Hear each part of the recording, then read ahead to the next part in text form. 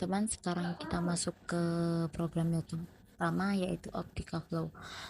Di sini saya sudah mulai menggerakkan aplikasinya atau kita sudah memproses aplikasinya, dan lihat di sini kita melihat ada titik dan garis hijau. Di situ dia program ini mendeteksi titik-titik untuk menangkap pergerakan orang dan kendaraan. Lalu untuk selanjutnya kita juga ada 2 video. Untuk video kedua, tunggu sebentar, kita akan menjalankan program yang sudah kita ganti filenya menjadi nama file atau path program yang kedua. Jadi di sini kita melihat untuk kawasan jalan raya, jalan raya.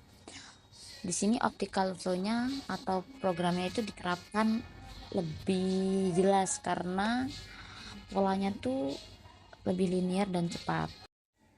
Di sini kita sampai pada penjelasan secara lengkap tentang optical flow.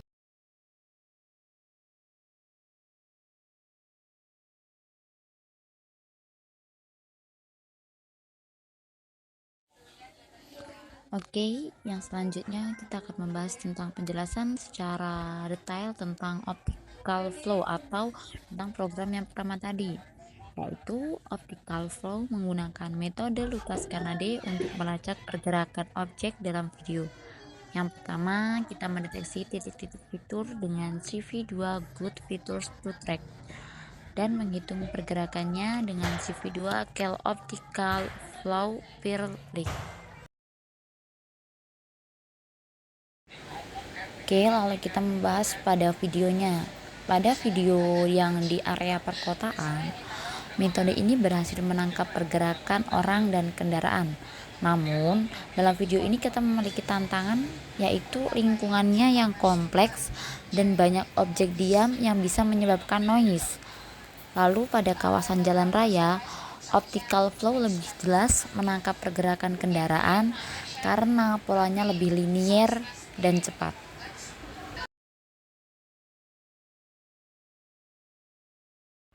Oke, di sini kita akan memperhatikan gambar hasil dari optical flow.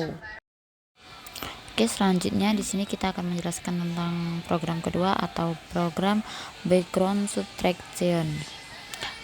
Bisa dilihat di sini teman-teman bahwa hasilnya itu terlihat hitam putih.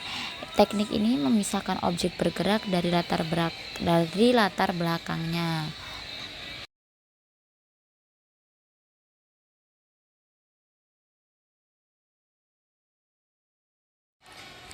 Oke, selanjutnya kita akan menjalankan untuk video yang satunya.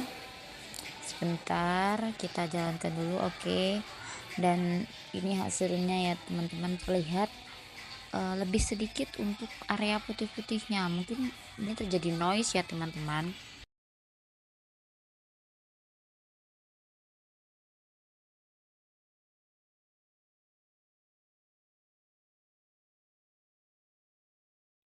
Oke teman-teman, selanjutnya kita akan menjelaskan tentang detail program background subtraction.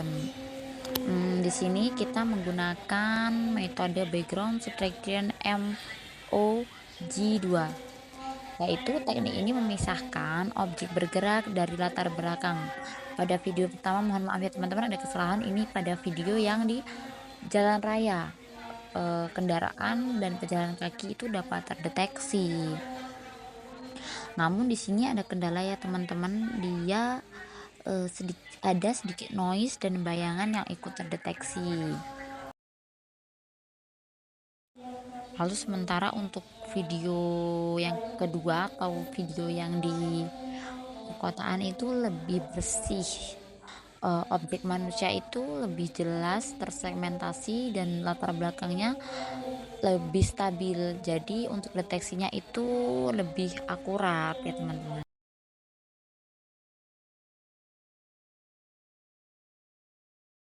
Selanjutnya kita masuk ke program yang ketiga atau YOLO V8 dalam deteksi objek. Di sini sudah terlihat ya teman-teman, untuk hasilnya itu ada bounding box pada setiap orang yang berjalan dan ada mobil itu dia sudah terdeteksi ya teman-teman, serta keakurasian kepercayaan bahwa itu memang benar-benar nilai kepercayaan lah itu. Nah, untuk terlihat ya teman-teman, untuk setiap bounding box itu ada tulisan person atau mungkin itu menunjukkan manusia. Namun walau terdapat ada sedikit kesalahan pada tiang itu, dia terdeteksi sebagai burung ya, tapi it's okay, nggak apa-apa, untuk semuanya itu terlihat berjalan dengan baik. Lalu selanjutnya kita masuk ke video yang kedua, itu untuk video di area jalan raya ya teman-teman. Sabar. Oke, di sini kita bisa lihat ya bahwa ada bus lewat dan itu bisa terdeteksi dengan baik bahwa itu bus. Lalu ada orang itu bisa terdeteksi dengan orang, lalu ada orang naik motor, itu untuk motornya juga terdeteksi dengan bounding box dan orangnya pun terdeteksi ya teman-teman. Untuk ini terlihat lebih banyak yang terdeteksi.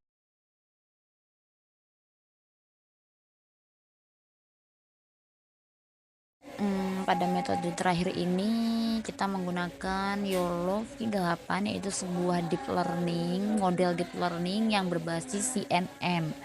Model ini mendeteksi objek dan memberikan bounding box dan skor percayaan seperti tadi ya teman-teman.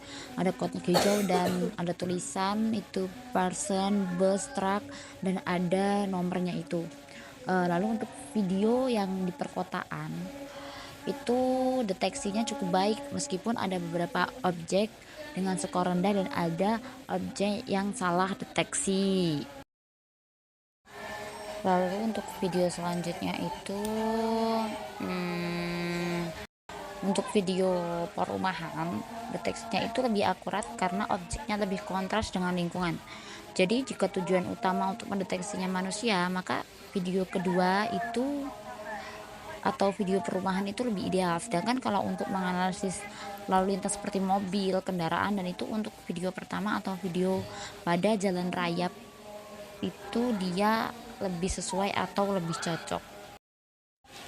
Jadi kesimpulan dari hasil percobaannya adalah setiap metode memiliki kelebihan dan tantangannya sendiri.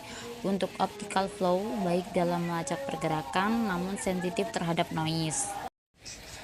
Lalu untuk bagian background subtraction itu lebih efektif untuk mendeteksi objek bergerak di lingkungan yang sederhana. Lalu pada program YOLO atau deteksi objek itu memberikan deteksi objek yang lebih komprehensif, terutama pada area yang lebih bersih dengan memilih metode yang sesuai.